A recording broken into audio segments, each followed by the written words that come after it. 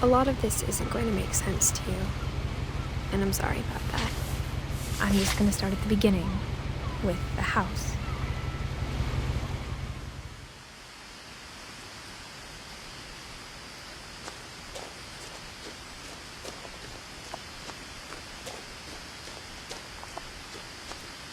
I lived here until I was 11, but I wasn't allowed inside half the rooms.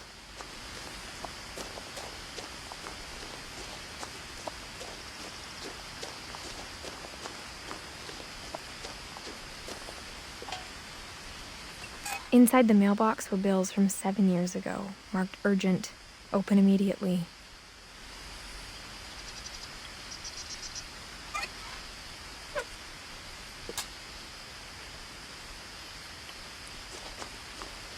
I hadn't been back since my brother Lewis's funeral.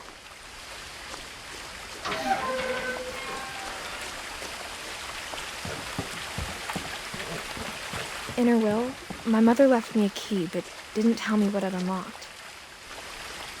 Maybe she thought I'd know, or she thought that the mystery would be enough to bring me back.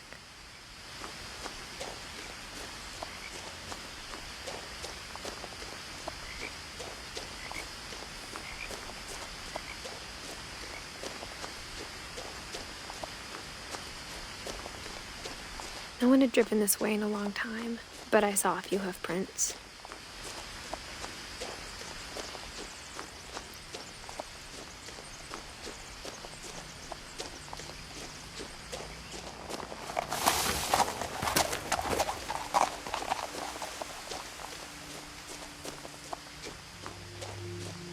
The truth is, even after I inherited the house, I never thought I'd come back to it. But now I had questions about my family that only the house knew the answers to.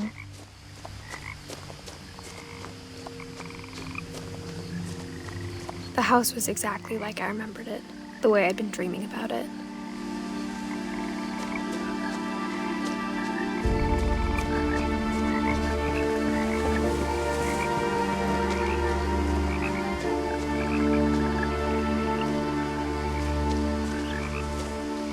As a child, the house made me uncomfortable in a way I couldn't put into words.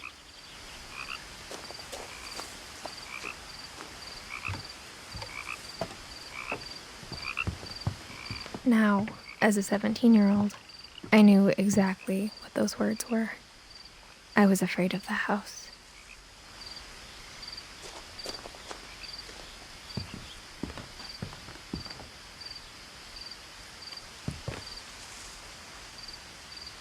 I hoped the key might unlock the front door. It didn't.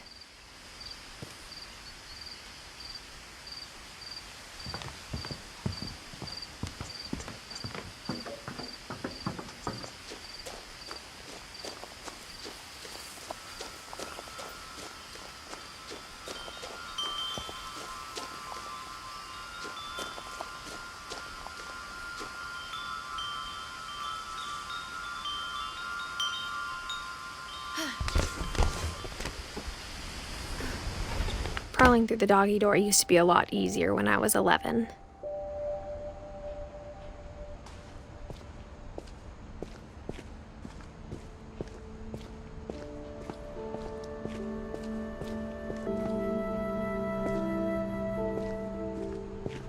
For the first time in years, I felt like I was home.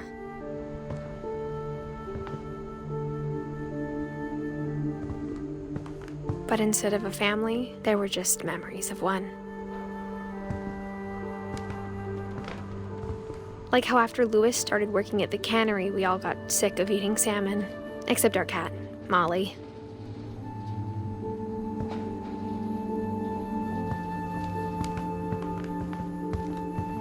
Nothing in the house looked abnormal. There was just too much of it, like a smile with too many teeth. A lot of things got left behind in the whirlwind of that last night.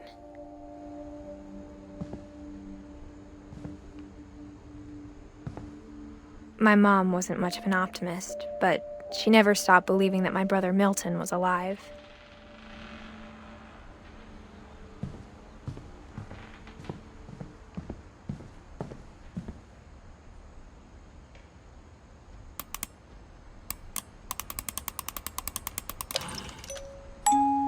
Great-Grandpa Sven built a music box for Barbara, along with the rest of the house. Mom always told me to stay out of the basement, so I wasn't too surprised when the key didn't fit.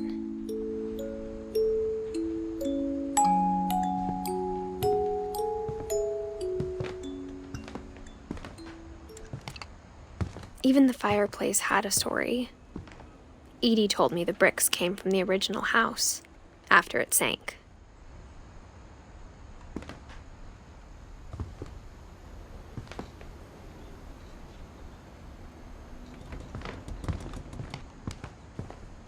The table was still a wreck from the night we left.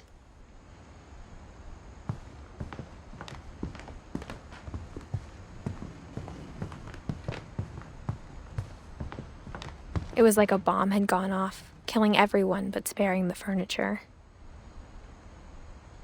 My mom was the only one of us who could imagine Great-Grandma Edie living in a nursing home.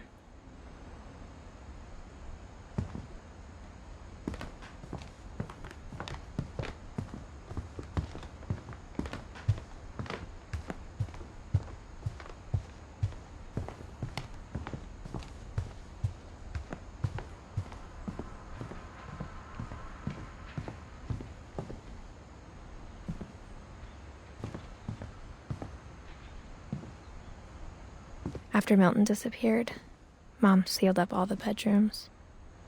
Then Edie retaliated and drilled peepholes.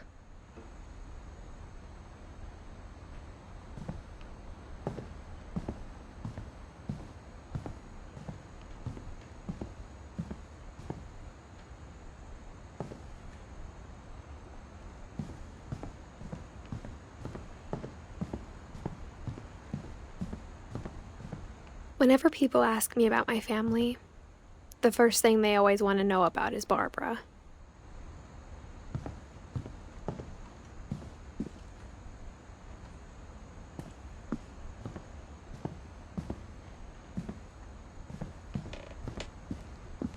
Mom must have locked the third-floor stairs on the night we left.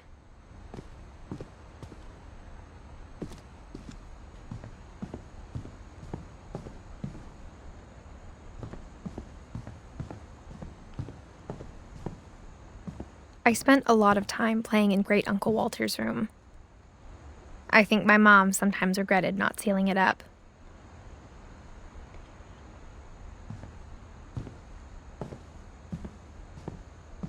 Louis told me there were secret passages, but I never believed him.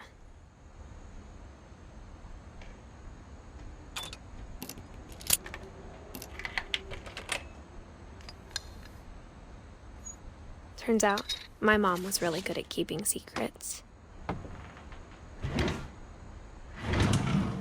Now it was time to find out what my mom had been afraid of.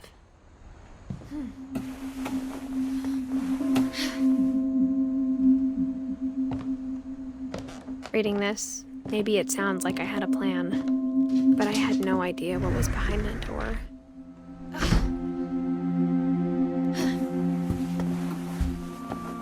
Just like I had no idea where all this was gonna lead.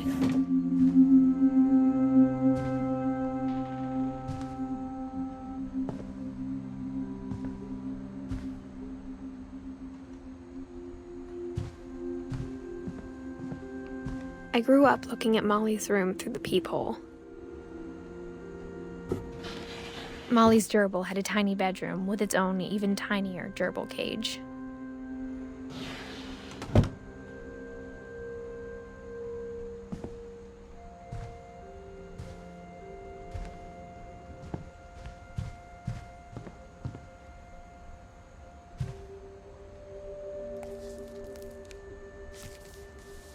December 13th, 1947.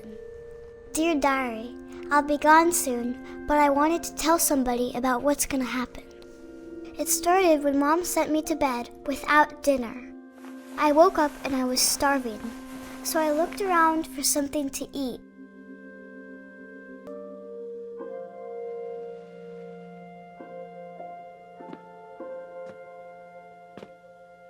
The gerbil food was dry, but I didn't mind it.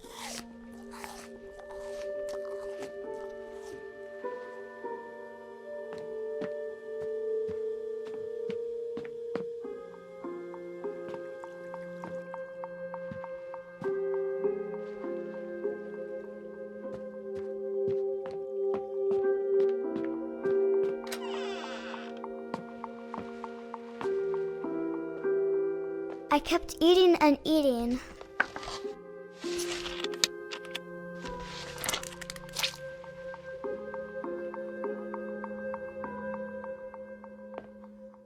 I ate a lot of things that night.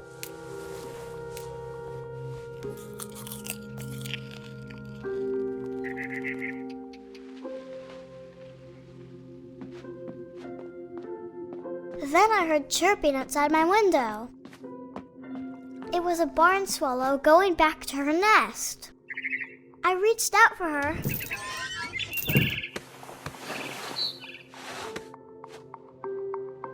And suddenly,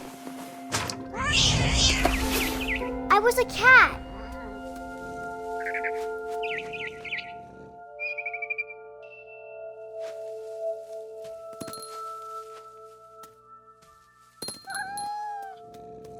I tried to be quiet, but the bird was really scared.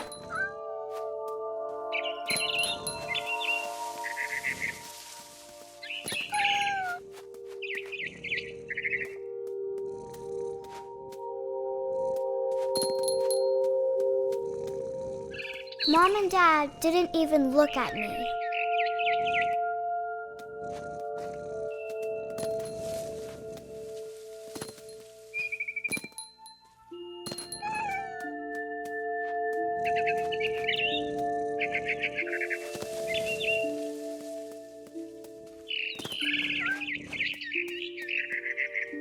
I jumped and I almost got her.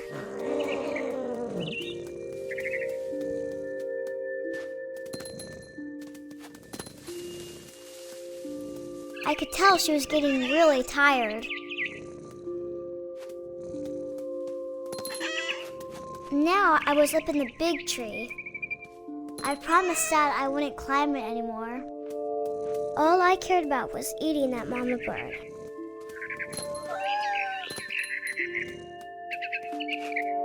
I gobbled her up. And suddenly, I was an owl. First, all I heard was the wind. Then I heard little teeth nibbling in the grass.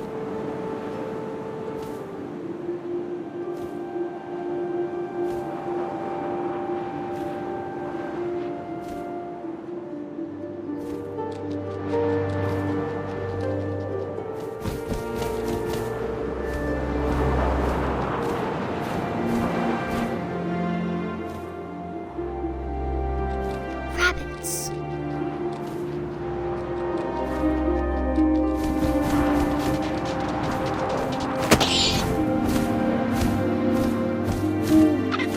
I imagined his face looking up and seeing mine through my talons. I swallowed him up, and I didn't chew one bit. Then I flew off to find something bigger.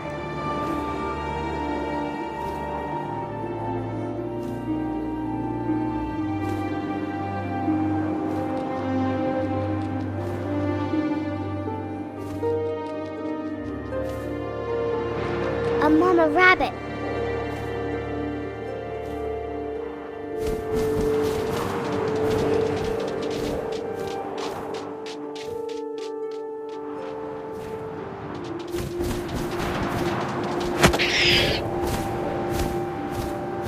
She was almost too big to carry. I started choking, but I couldn't stop eating. And suddenly, I was a shark.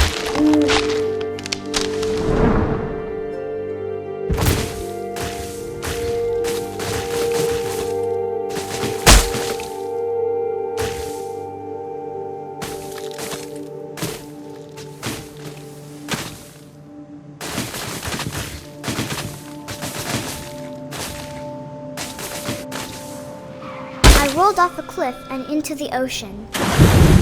Now, I was hungrier than ever.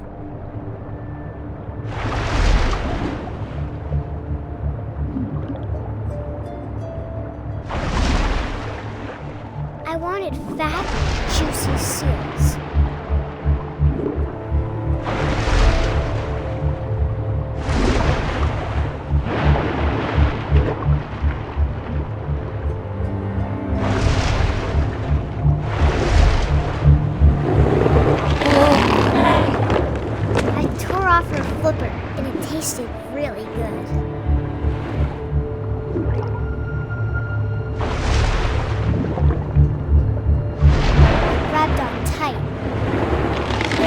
was so hungry, I jumped out of the water.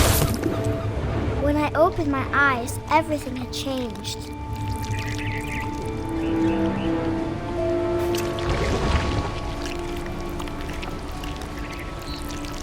Now I was a monster, and I smelled people everywhere.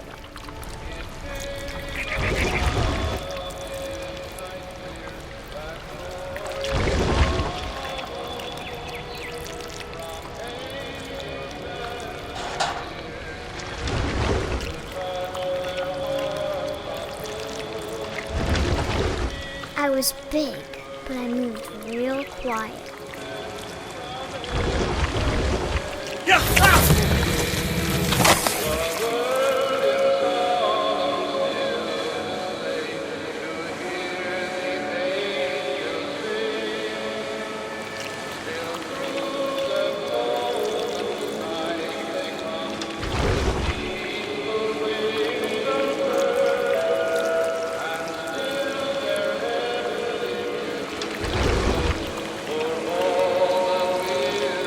I wanted to stop, but also I didn't.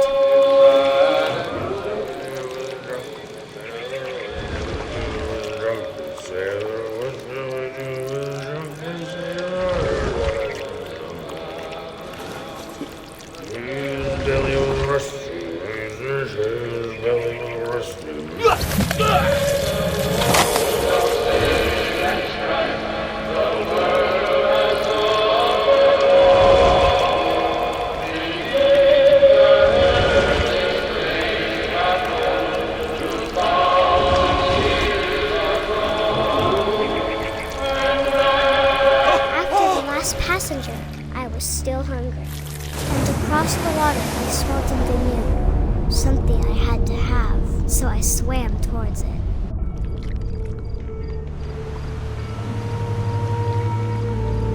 I slithered onto the sand, and the good smell went into an old pipe.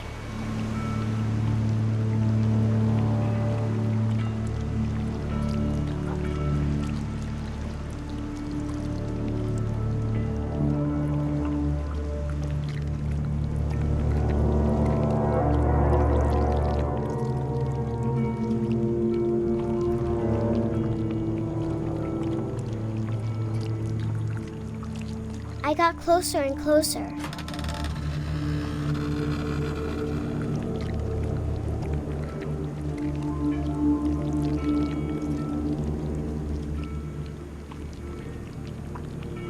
All of my stomach started growling. And suddenly, I was me again. I held my breath for a long time, but I couldn't hear anything. I think it's waiting for me to fall asleep. But it's not going to wait much longer. It needs to feed, and we both know I will be delicious.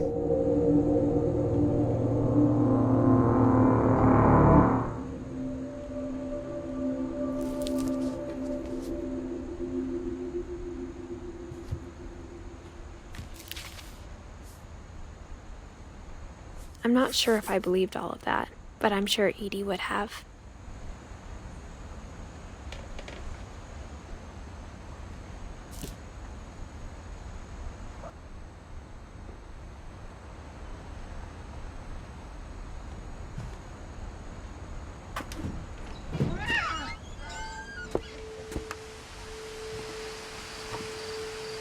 This will be obvious later, but my mom never told me any of these stories. Edie would have, but Mom didn't like bringing up the past. Though, when we adopted a stray kitten, she was the one who named it Molly.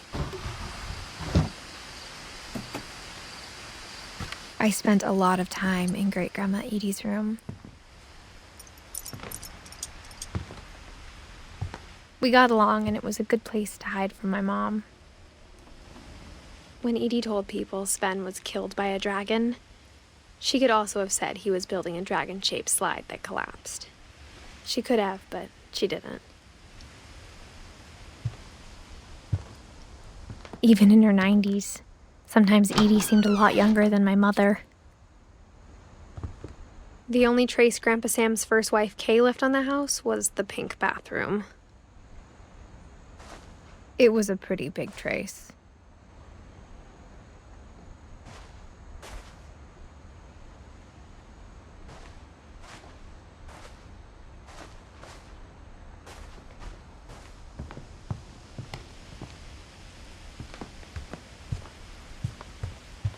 Edie gave a big interview about a mole man living under the Finch house.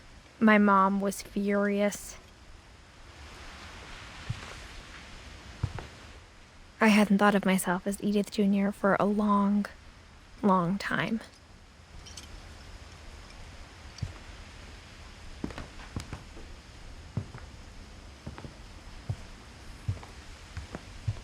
Her room was like a museum. For 500 years, the Finches have been famous throughout Norway for their fortune and misfortune. Odin Finch buries the latest victims of the family curse, his wife Ingeborg and their newborn son, Johan.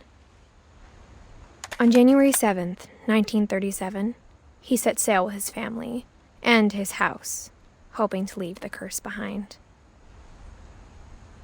But 40-foot waves off the coast of Washington send the house and Odin to the bottom of the sea. Odin's daughter Edie, with husband Sven and baby Molly, step ashore on their new home, Orcas Island.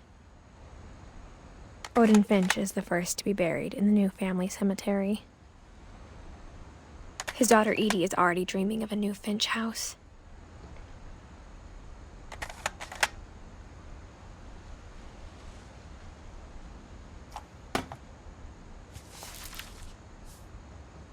Whatever's wrong with this family, it goes back a long ways.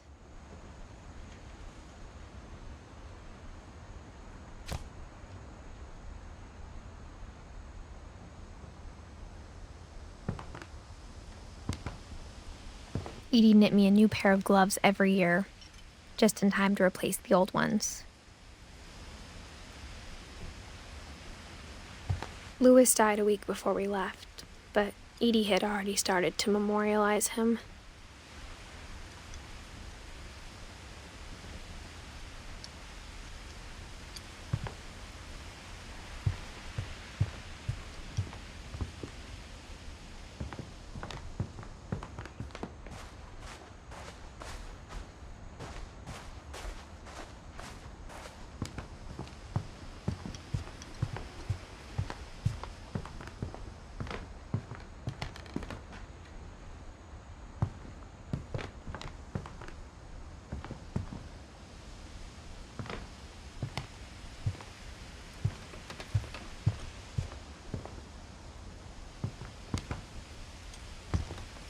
One summer, they evacuated the island, but Edie refused to go.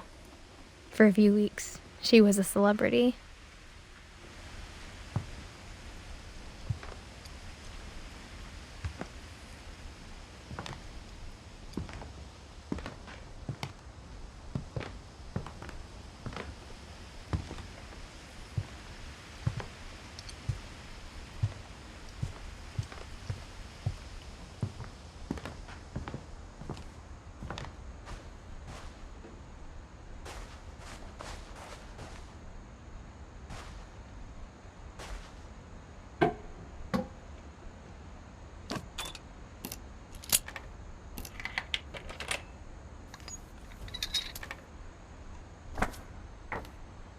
There's a secret in this bathroom. It's in the last place you would look. It isn't in the cupboard.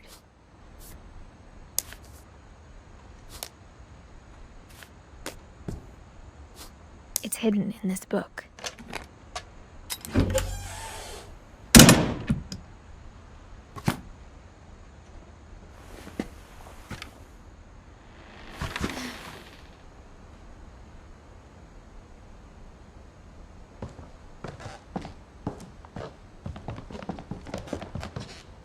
From the paintings on the wall, it was clear my brother Milton had been here before me.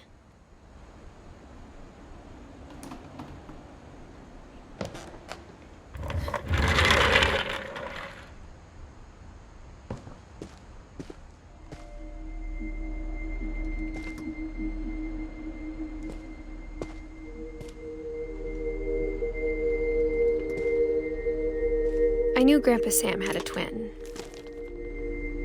and that he never talked about him.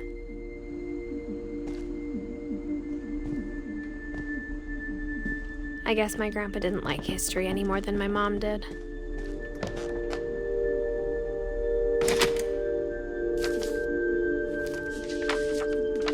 How I Want to Remember My Brother by Sam Finch. The thing I remember is that when he made up his mind, that was it.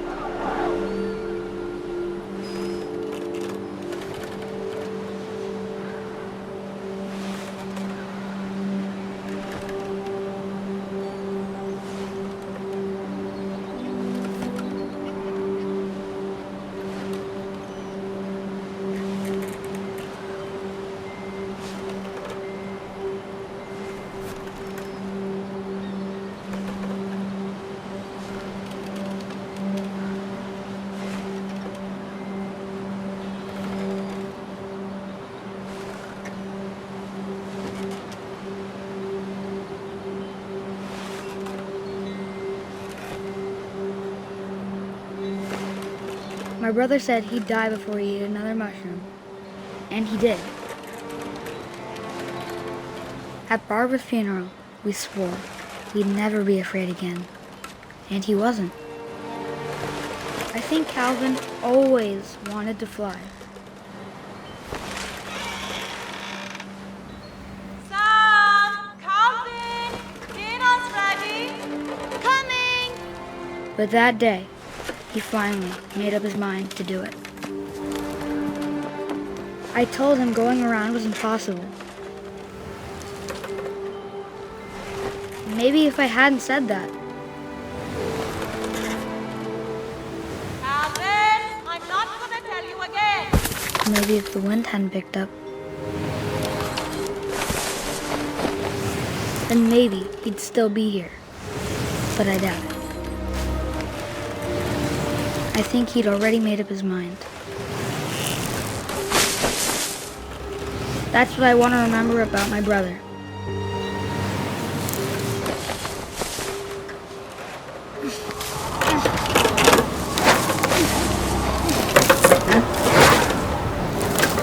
The day he made up his mind to fly. And he did.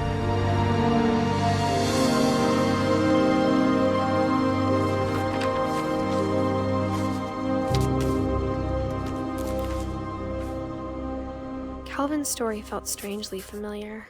When I was younger, I remember trying to do the exact same thing.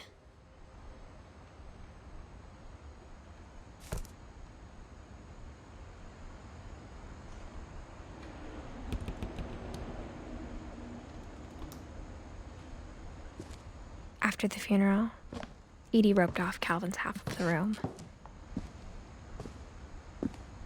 Mom said Grandpa Sam enlisted at 18 and never set foot in the room again.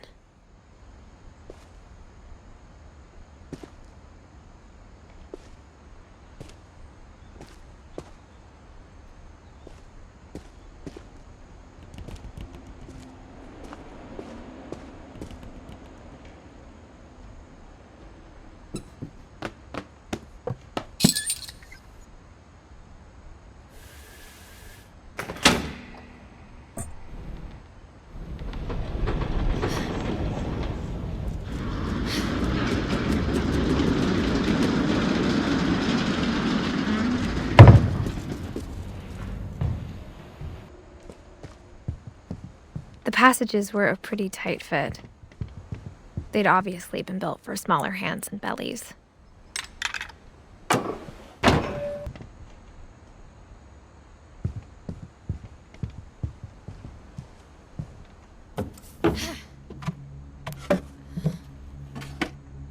Growing up, I always thought of Barbara as a child star.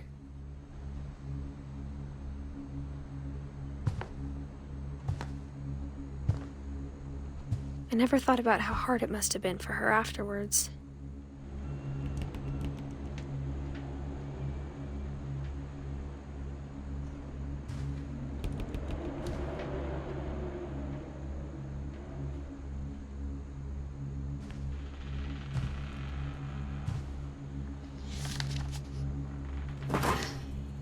Of all the stories people wrote about Barbara's death, I'm surprised Edie saved this one.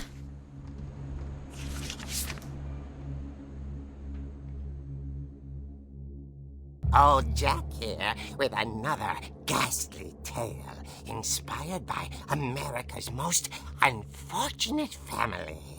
I'm calling it The Surprise Ending of Barbara Finch. As a child star, Barbara was famous for her scream. Now at 16, she was all washed up. A has-been. But in a lucky break, she'd been asked to perform her signature scream at a local convention for monster movie fans. It was just the boost her career needed. Unfortunately, her scream hadn't aged well. Getting better. I think you just need the right motivation. Her biggest fan and current boyfriend, Rick, was about to demonstrate when... Now that was a great scream. It was Barbara's father, Sven. He'd slipped into a table saw and had to be rushed to the emergency room. So Barbara got stuck babysitting her youngest brother, Walter. Her convention comeback was cancelled.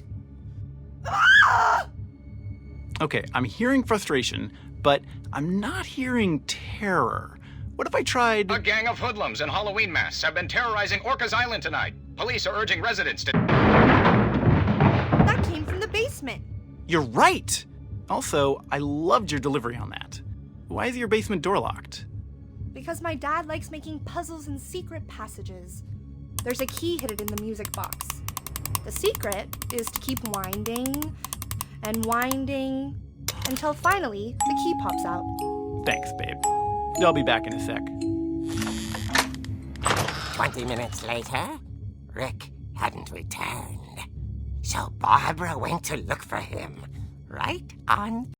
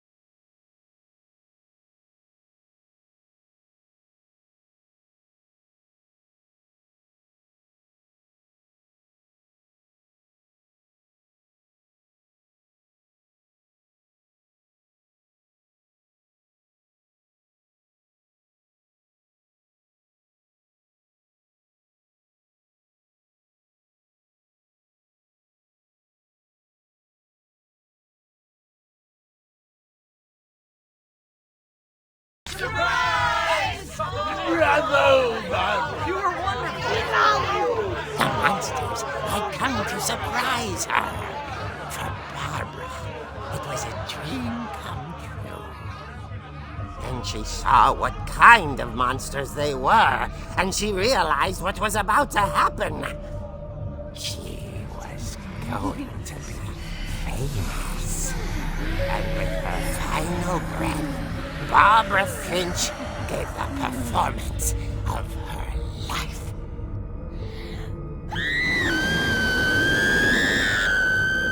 I wasn't there myself, but I hear Barbara was magnificent. Poor girl. She had a taste for stardom. But unfortunately, so did her fans. Of course, the police blamed it all on poor Rick, who disappeared the same night. And little Walter, hiding under his bed the whole time. He took it all pretty hard, but that's another story. As for Barbara, tucked inside the music box is all they ever found of her. Her ear. Now that's what I call a real eerie tale.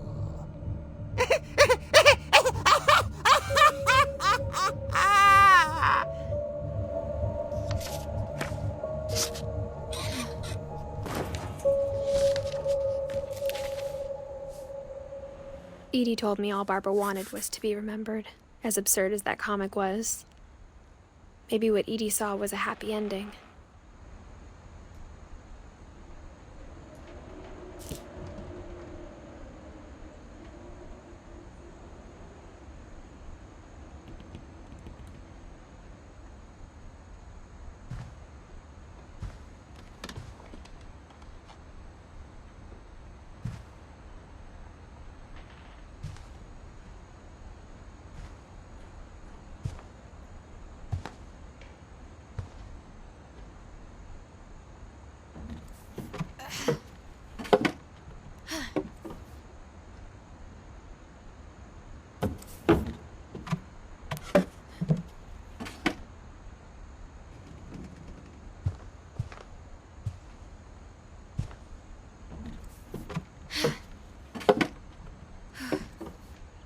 I guess now I know why Mom didn't like me playing with the music box.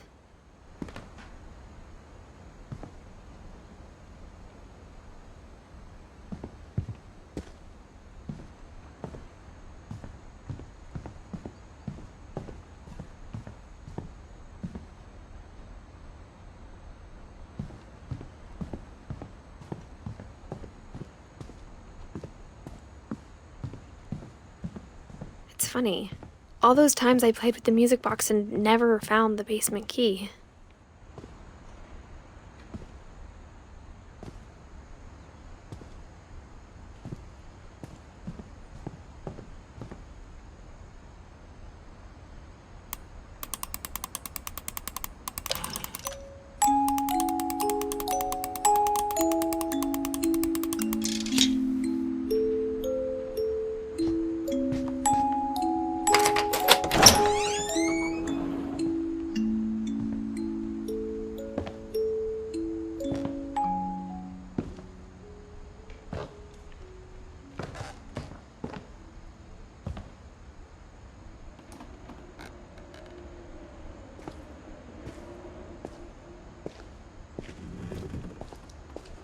Mom said the basement was off limits, unless I wanted another tetanus shot.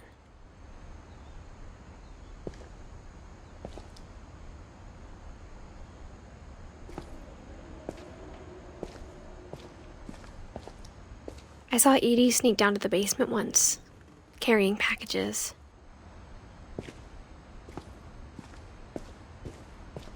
I thought maybe she was hiding presents.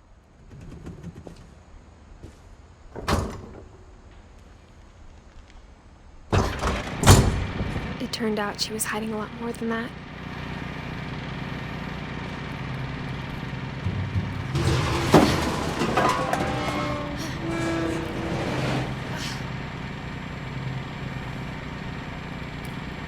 I remember asking Mom once about where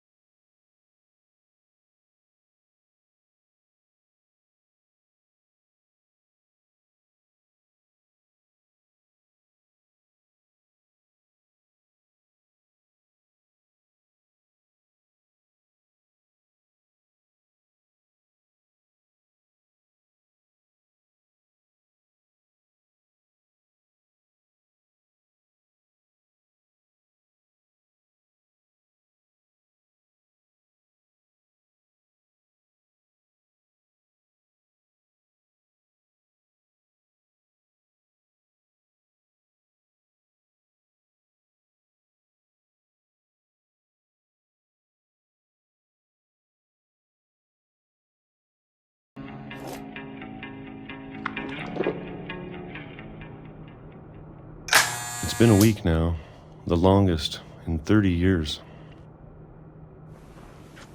I'm done waiting. I have to leave while I still can.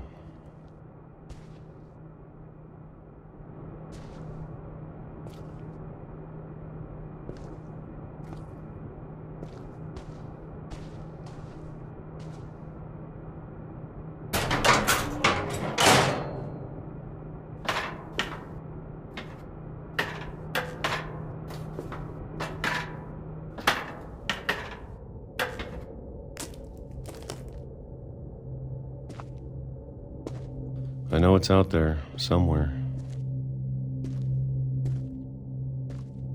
Whatever killed Barbara and Molly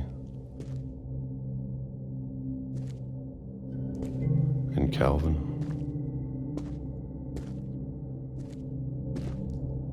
Maybe this is all a mistake. But I need to stop living the same day, even if it kills me.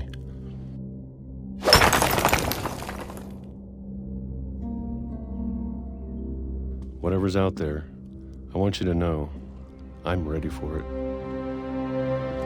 I'm going to appreciate all of it, especially the food. I don't mind if I only have a year left, or a month, or a single week. I'd be happy with one new day. I can already imagine the sun on my face.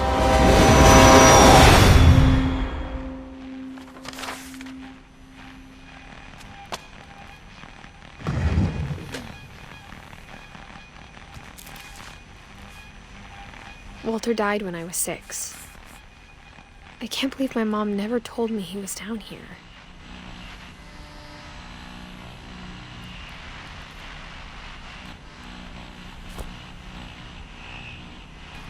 I'm sure my mom was trying to protect me.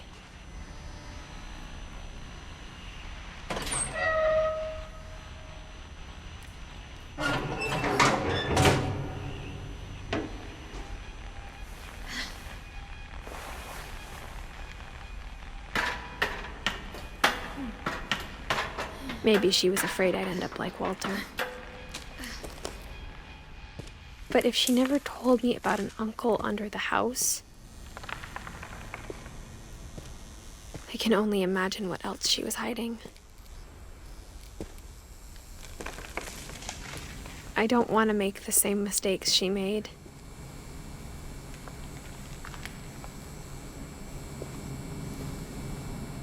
Trying to bury something that's still alive.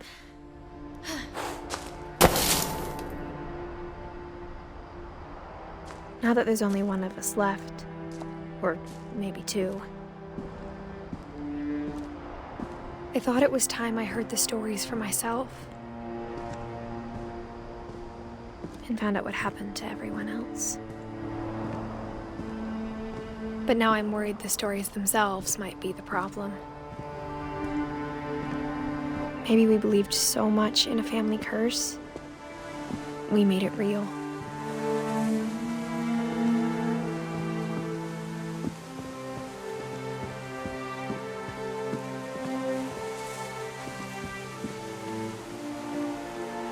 I don't know if I should even be writing this.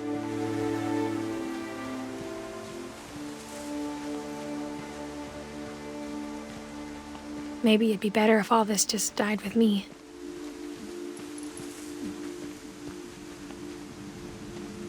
But I thought you should know about your family.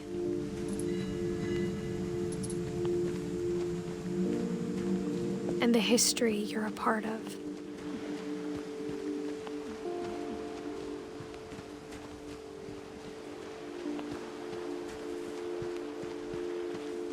Though to be honest, I feel as lost as you probably do right now.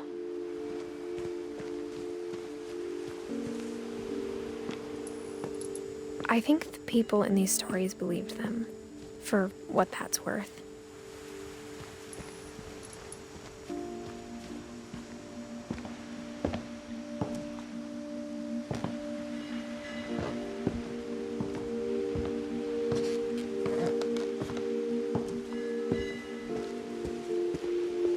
And when you look at the house, that history of imagination and stubbornness and madness, any of it seems possible.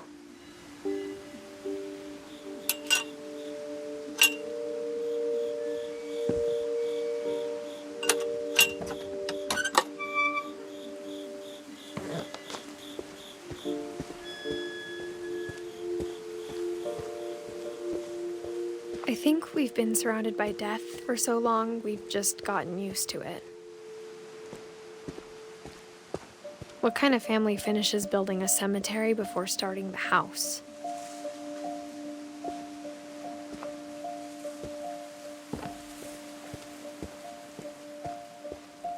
It's embarrassing for me to admit this, but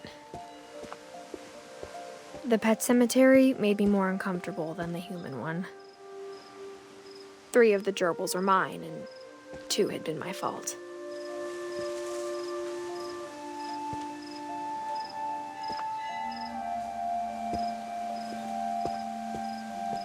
Sven built the house, but it was Edie who designed the cemetery.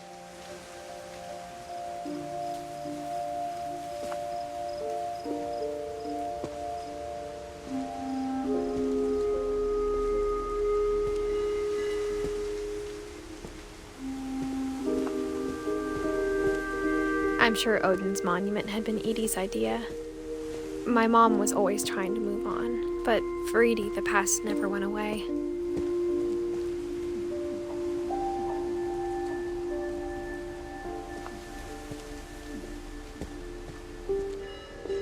She could see it poking out of the water at low tide.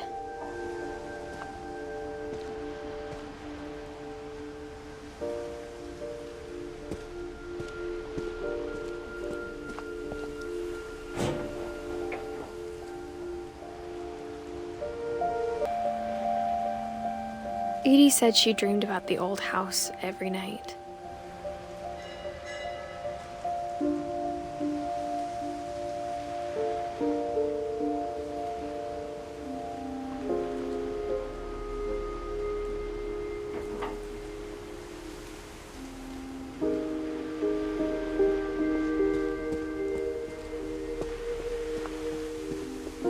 Edie's side was always easier for me to understand. But the older I get, the more I can see where my mom was coming from. Her dad had been pretty strict, but it wasn't enough to save her brothers. She was just trying to do better.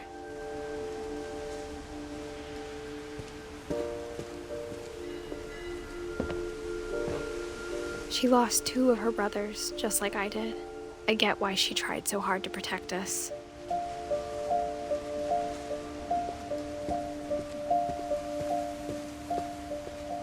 There's so many things I wish I could ask my mom now. Part of me thinks this is what she wanted all along. For me to come back someday and find everything out for myself.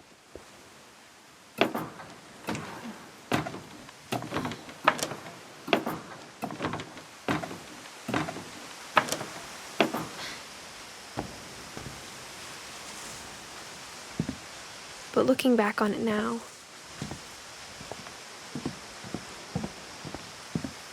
if she told me there was going to be so much climbing,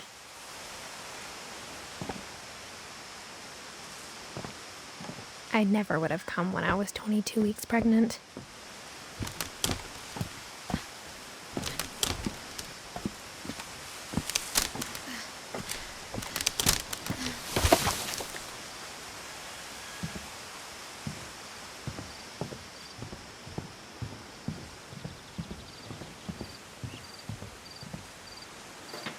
I never met Grandpa Sam, but I think he and my mom had a lot in common.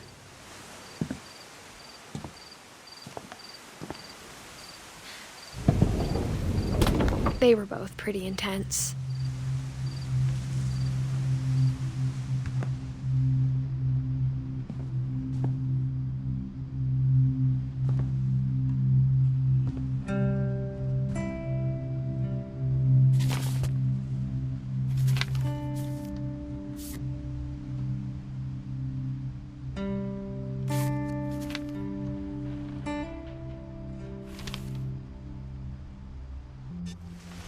Dawn, I promise, you'll never forget this weekend.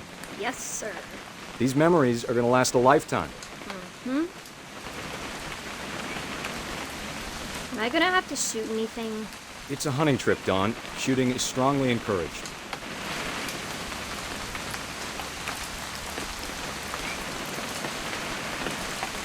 What?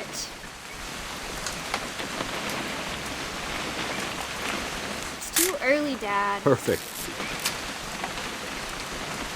It's gonna rain the whole weekend, isn't it? Please just take the damn picture. Hey, language. Did you want to get a picture of me or what?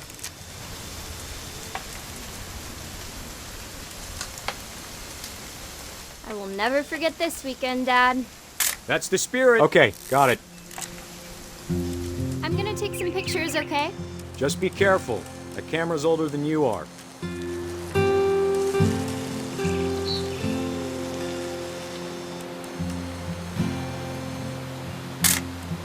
Aw. You're right, Dad. It's starting to clear up. Still freezing, though.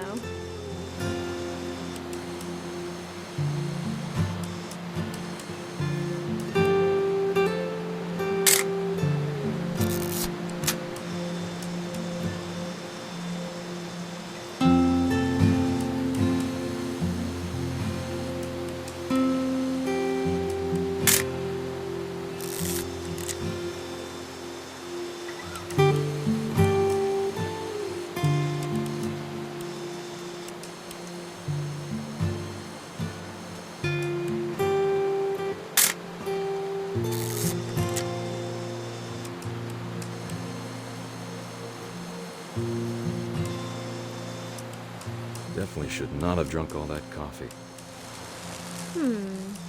Hold still while I take a picture of you. Hey! That's a keeper. Nothing quite like being outside. I'm just saying, I'm not always gonna be here, Dawn. You'll need to remember this stuff, if you want to survive. I'll be fine, Dad. You know who else thought he was gonna be fine? Some guy who died. Dawn, I'm being serious. I know, Dad. You're always serious. Doesn't being out here make you want to chill out? Well, to tell you the truth, I haven't been out here in 20 years.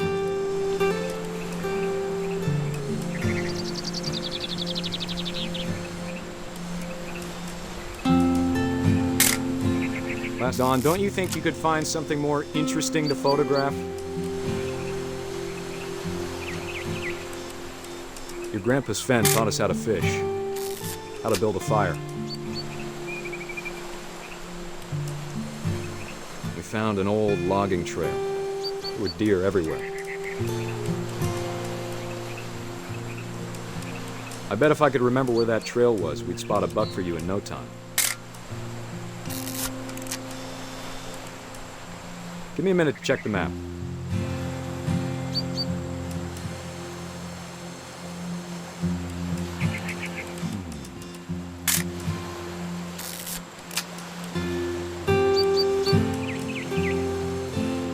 Dad! Good eyes, Dawn.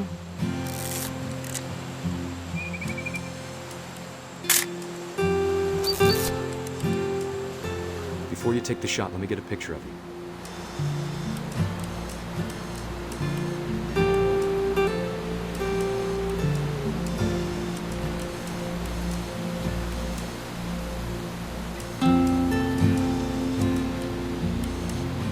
Dad, I... Just breathe. Turn off your imagination. Let me get behind you. Do I have to do this? Dawn, you don't have to do anything. But if you want to survive, you'll need to be strong. Great shot, Dawn!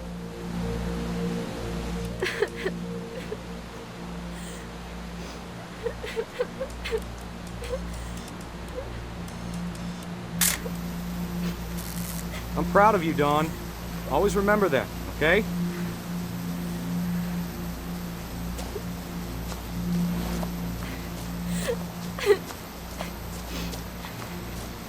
Sorry, Dawn. Just gotta reset the timer.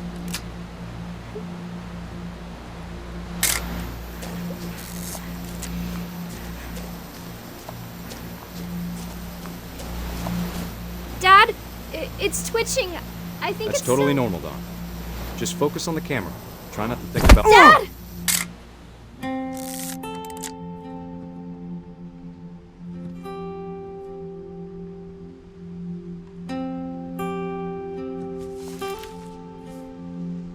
Of all these stories, that's the one I wish most that my mom had told me.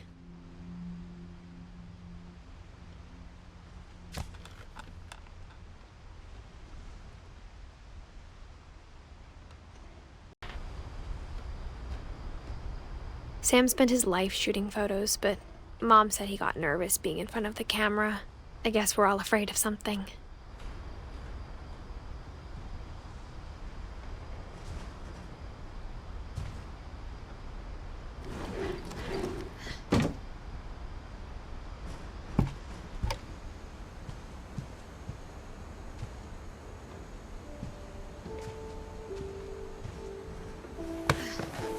After Sam died, my mom and Edie got really close. They'd both lost a lot.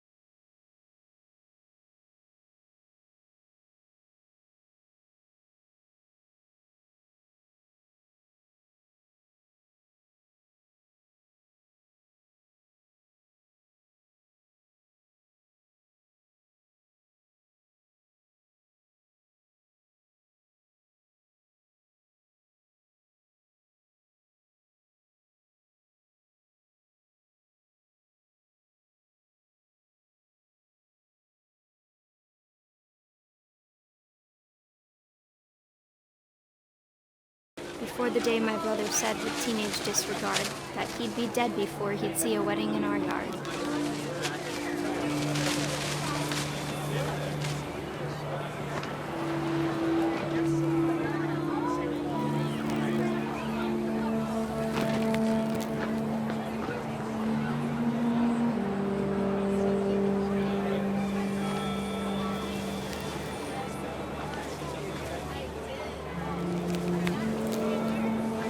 My father made him come, of course, but Gus stood far apart, just flew his kite and bottled up the storm inside his heart.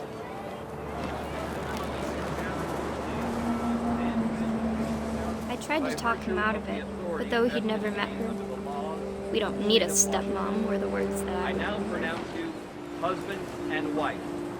You may kiss the bride.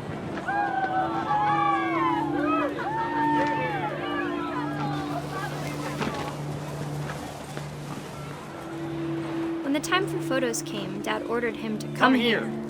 But Gus declined, and as a sign held up his middle finger.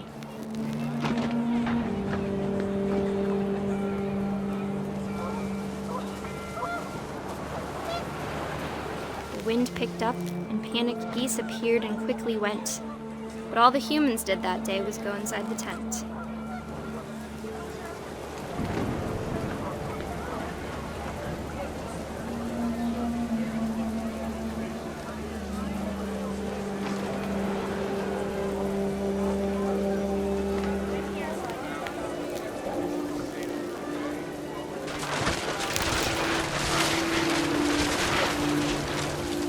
The rain came down in buckets then, but no one seemed afraid that nature might destroy the tent our dad had crudely made.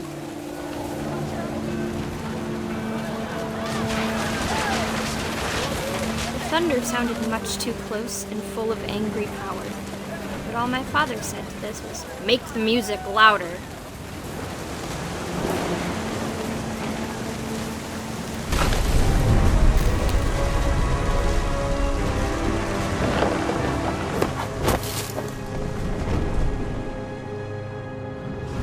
I wish that I could truly say I thought about you on that day.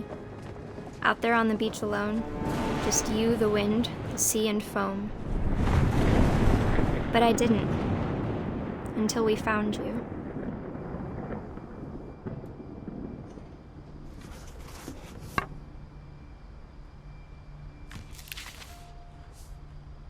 She never talked about him, but Mom told me once if I was a boy, they were going to name me Gus.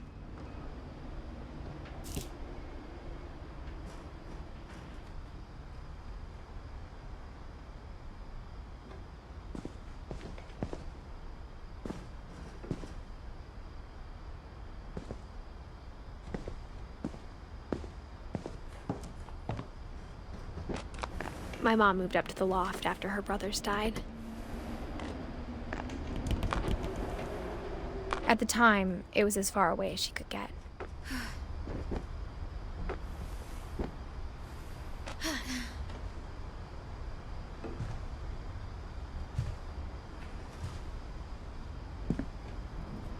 My mom moved to India a week after graduation and got a job teaching English. She spent a summer building houses in Calcutta, where she met my dad, Sanjay. Louis was born a year later.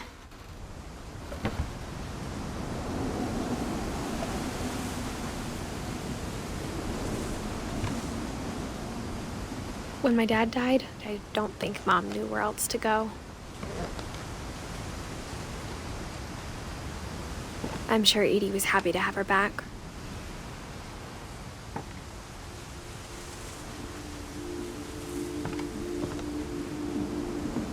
The house had to get a little bigger, but Edie was used to that.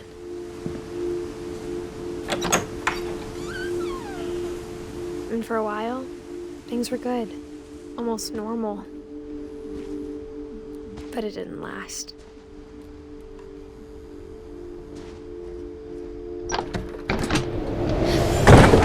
The beginning of the end was Milton's 10th birthday, when Edie gave him a castle.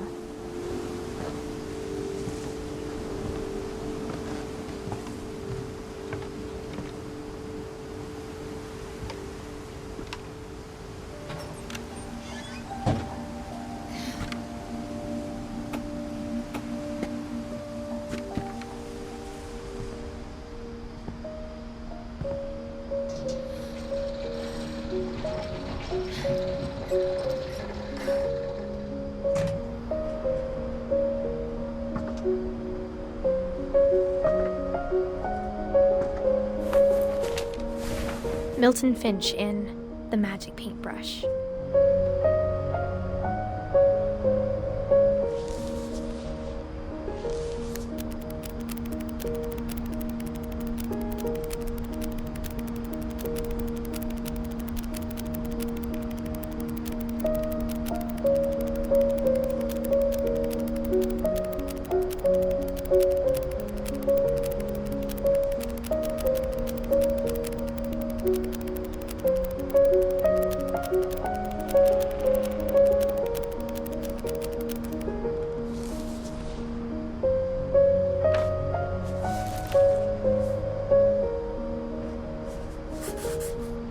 I was 4 when Milton disappeared.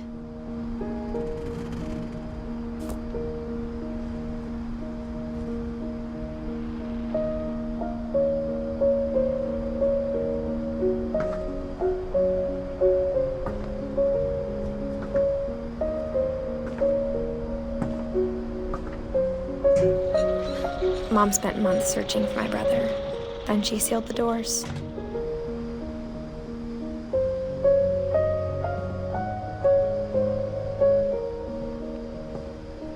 Whatever Milton had found in the house, Mom didn't want it getting out.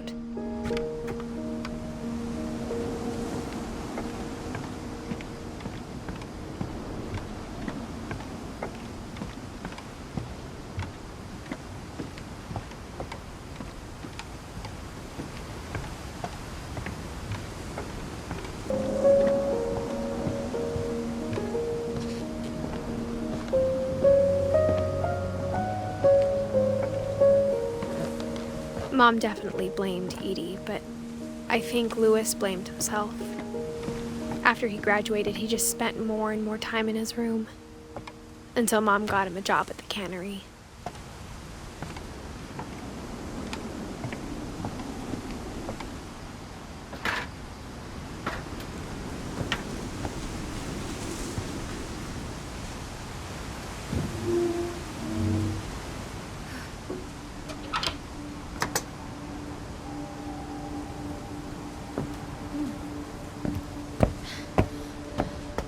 Louis's room smelled very, very familiar. That part of him lived on.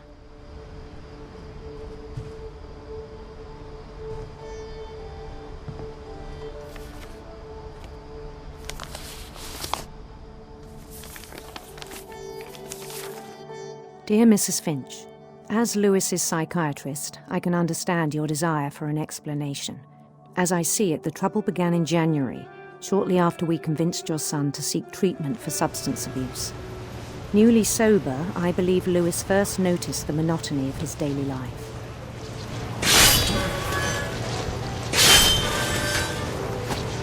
He kept working at the cannery, but he withdrew part of himself. In our sessions, I saw the same behavior. His mind began to wander. I asked him to describe it. He said he started small, imagining a labyrinth. He'd feel his way about. Then something moved. Bats. And toads.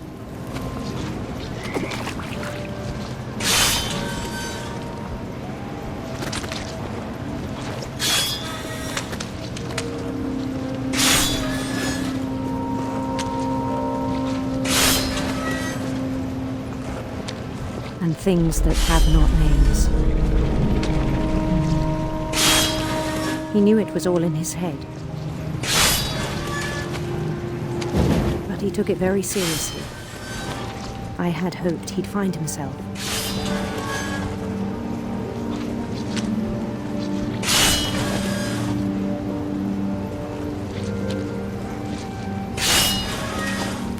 But he found something more. I worried about him then. Daydreaming at the cannery. I spoke with his boss. But he said Louis had become a model employee. Methodical, tireless, focused. Like a whole new Lewis. So I let him go on.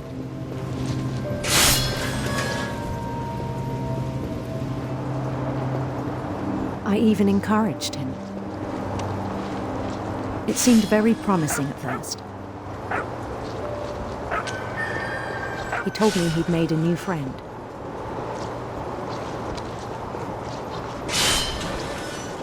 On the edge of a city he named Lewis-topia. He built the city up slowly, brick by brick. Then he made musicians.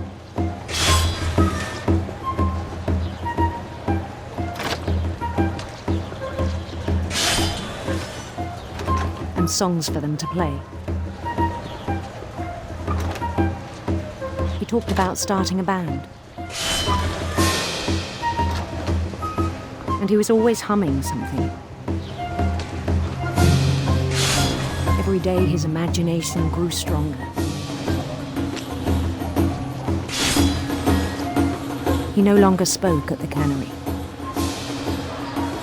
But his chopping was as reliable as ever. Then one day it struck him that all the cheering crowds, even the stones under his feet, were all in his imagination, so he could do whatever he wished.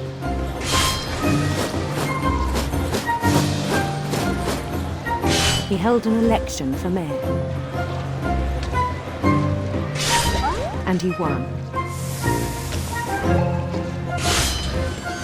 They begged him to stay, but his mind was already wandering. It became a game for him.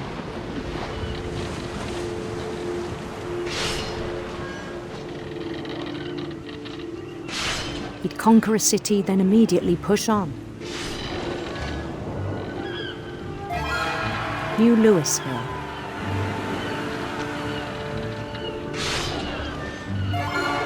St. Louis. He started drifting away from our reality.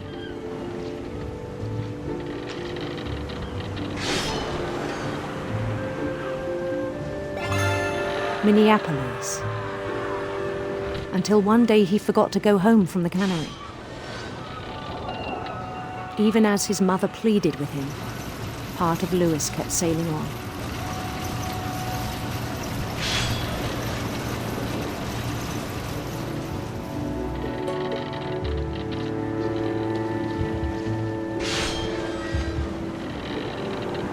In Lewisburg, he heard rumors of a handsome queen.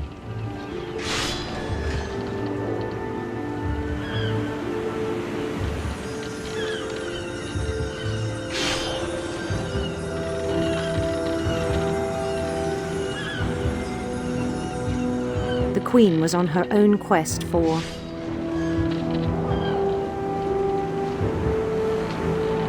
radiant rainbows.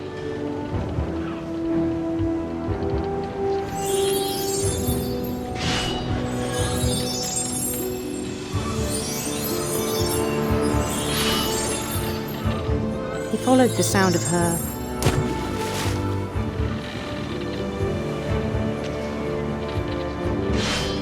silver harp.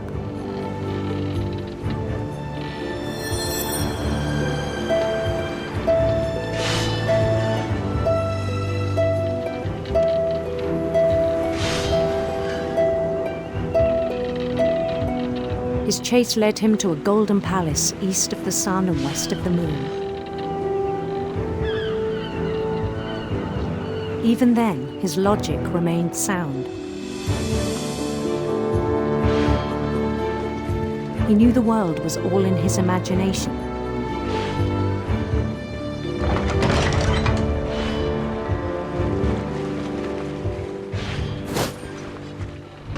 But he was so proud of having created it.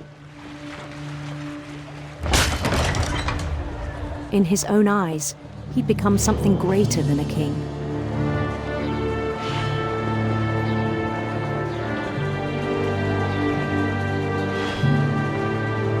someone who'd never known success in the real world, I think it was overwhelming. And then it struck him that the real Lewis was not the one chopping salmon, but the one climbing the steps of a golden palace.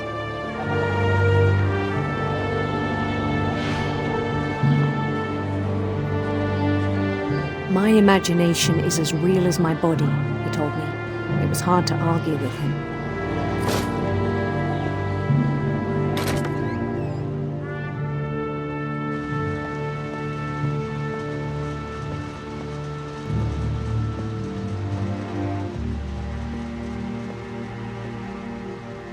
He began to forget the world we know.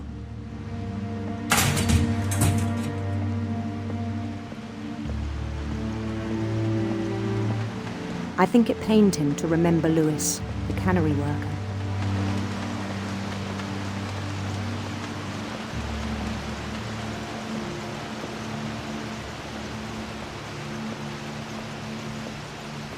He began to despise the man with a royal contempt.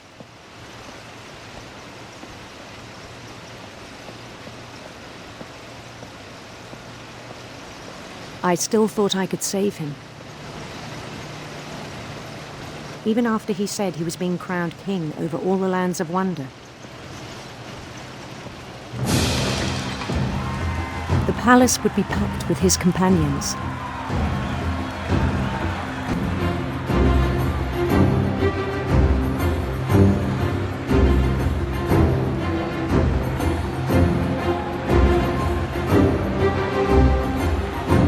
Including the wise Calico who'd insisted on advising me.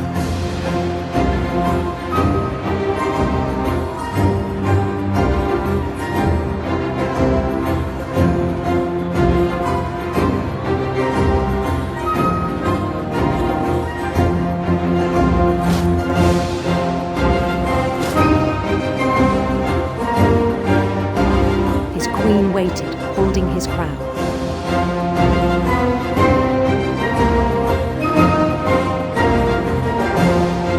There was only one thing left to do.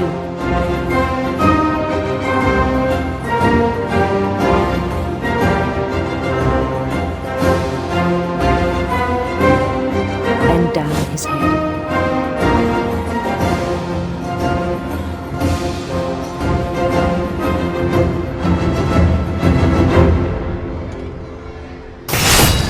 And the rest I think you know. Mrs. Finch, your son was a kind man who will be missed by all of us who knew him.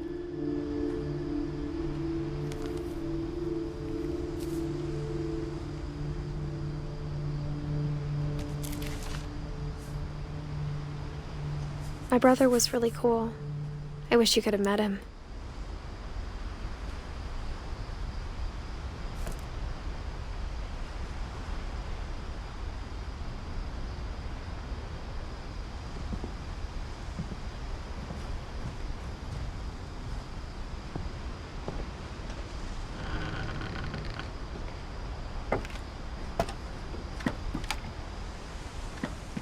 On the way back from Lewis's funeral, my mom told me to start packing. She waited until the day before we left to tell Edie. I'm not sure if she wanted to make it easier or harder.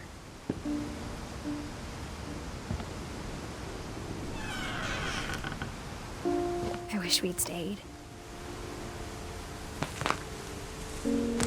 But I understand why we left.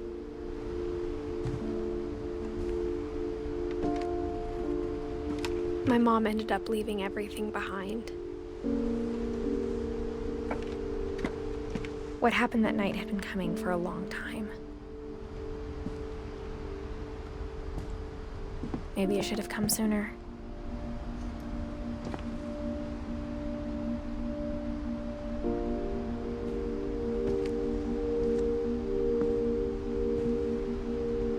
But it had to end one way or another.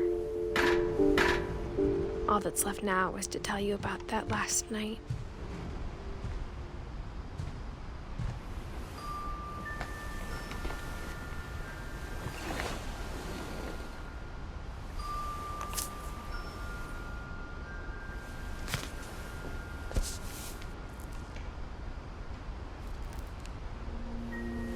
That whole last day, Edie just watched us pack and didn't say a word. Until supper, when she raised her glass and said, "To our final night together, and all our final nights apart." Grandma, you know what I said about alcohol. Some of your medications are very Edith, specific. I left a present for you in the hallway. Why don't you go open it? The grown-ups have to argue now. I'm sorry, you're right. We're all leaving tomorrow. Let's just enjoy our last... I'm not leaving. Edith, you're excused.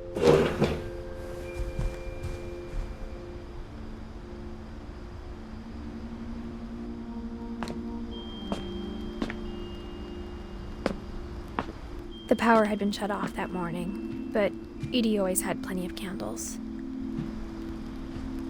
When my mom sealed the library, I don't think she knew about the other entrance. Or that Edie had a key to it.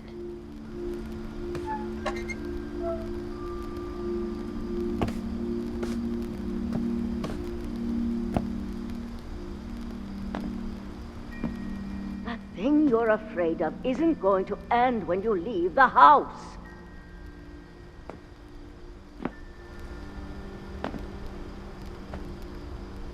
Edith has a right to know these stories. My children are dead because of your stories. I think it's best if Edith and I leave tonight. We'll have the nursing home send a van for you in the morning, okay?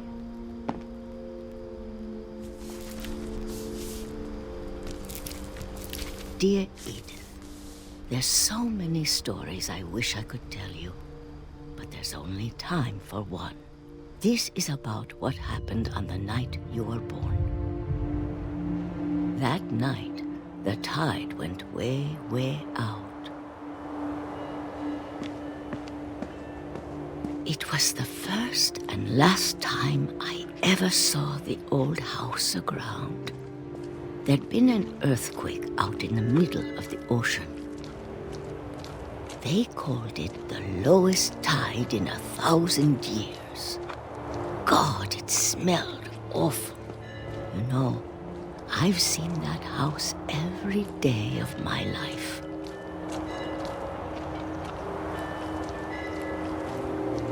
But I never thought I'd go back to it. When the fog rolled in, I lost my way.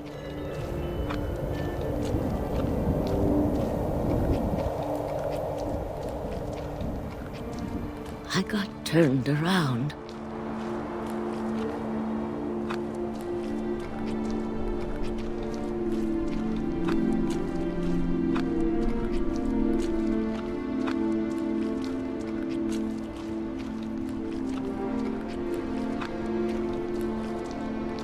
For a while, I wandered.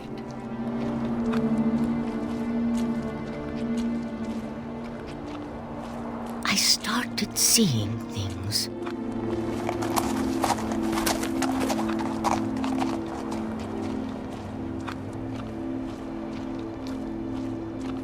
Things I'd forgotten had ever existed.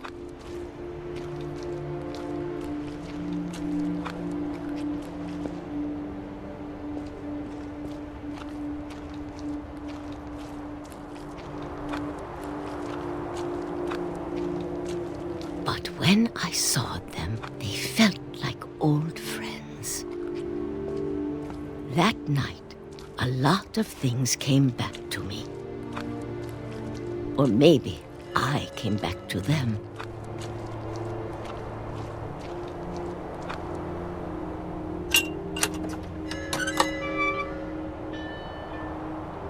Things I can't explain, but that I need you to try and... Edith, what are you doing in here? It's mine. Edith! Mom, you're gonna rip it! Let go! I kicked and screamed, but Mom dragged me to the car. I never saw Great-Grandma Edie again. The next morning, the van came to pick her up, but she was already gone. After that, we moved around a lot.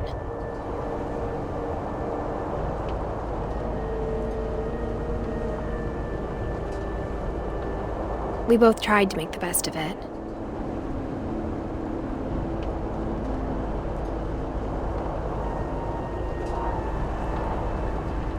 A few years went by.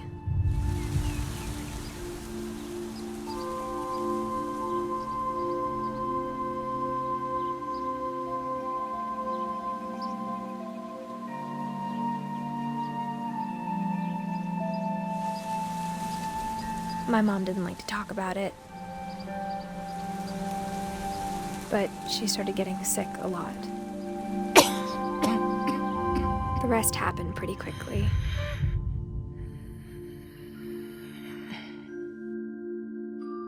She got better for a while,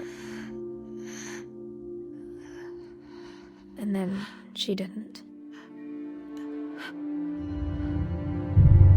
And then I was alone. The last Finch left alive.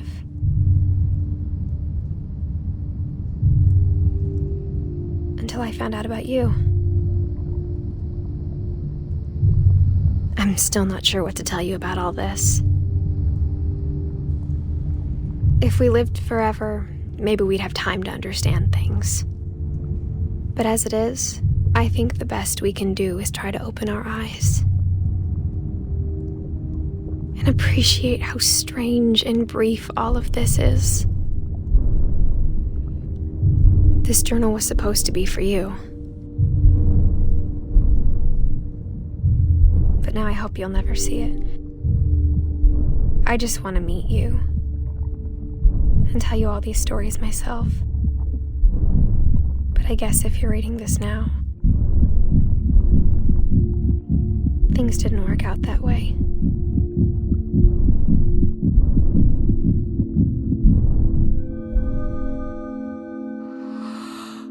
This is where your story begins. I'm sorry I won't be there to see it. It's a lot to ask, but I don't want you to be sad that I'm gone. I want you to be amazed that any of us ever had a chance to be here at all. Good luck.